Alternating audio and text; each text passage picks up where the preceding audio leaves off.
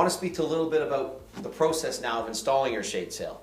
You want to consider things that you might be able to do in order to make the shade sail perform the best. And one of the key things there is height variation. If you can get a fairly drastic height variation, you're going to have a better look, a better rain runoff, and also the wind less affects your sail less. So when I say height variance, you want to consider if it's a 12-foot sail, 2 or 3 feet is good, 4 feet is even better. So drastic height variation will really help, again, with how your sail flies, how it looks, and how the water runs off it. Those are key components to consider. Another question we often get, is heavy rain a concern? Again, with sloping your shade sail, most of the water will run off. You will get a mist through in a heavy rain, but it isn't a concern as long as your sail is tight, your anchor points are strong enough to be able to tighten your sail properly, and the water will run off. How tight should your shade sail be? Your shade sail should be as tight almost as you can get it, almost to the point that you can hang off of it after you've connected it to your connection points. That allows the wind to affect it the least and allows the water to run off, again, as much as it can. People often ask us if wind is a concern for a shade sail. You want to make sure that you've used proper solid anchor points that we've helped you choose in order to make sure your shade sail is tight enough. If your shade sail is tight enough and flown properly, regular wind is not a concern. Certainly hurricanes or those type of warnings, you should consider taking your shade sail down, but regular wind conditions will be fine for your shade sail. So attachment points or posts that you require for your fly your shade sail. What we say usually is a 6x6 wood minimum or a 5.5-inch outside diameter steel post. Steel's especially better when you're talking heights. When you get high, wooden posts will deflect. So you want to make sure as you go higher, you get a thicker post. We can help you a little bit with those types of considerations when you're designing your shade sail.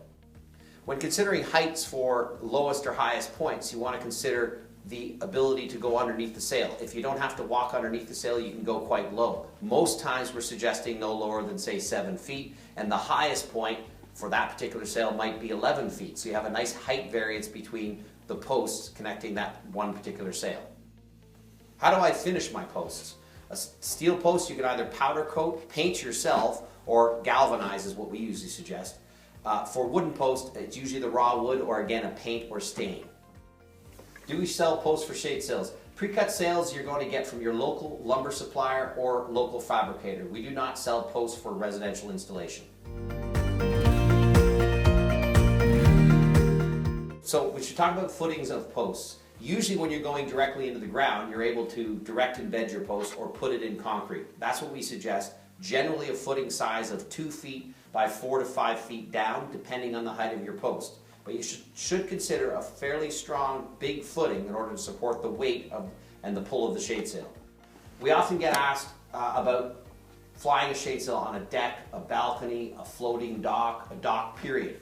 One of the things with a shade sail, you need to have a post that has a very strong footing. So a lot of the time it's quite a challenge on an upper deck or one of the things I've mentioned there in order to fly your shade sail. There are ways to do it, but it gets a little tricky because you do need a very strong footing. The only option might be to build a pergola frame at the top in order to fly the sail between the pergola frame. When considering doing a shade sail on a balcony, it's most always expensive and most always custom.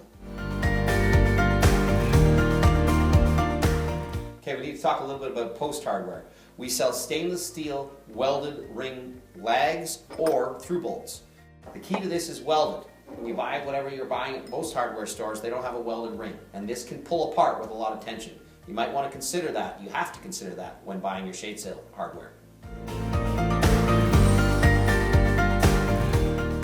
Sort of goes without saying, but safety in flying your shade sail is paramount.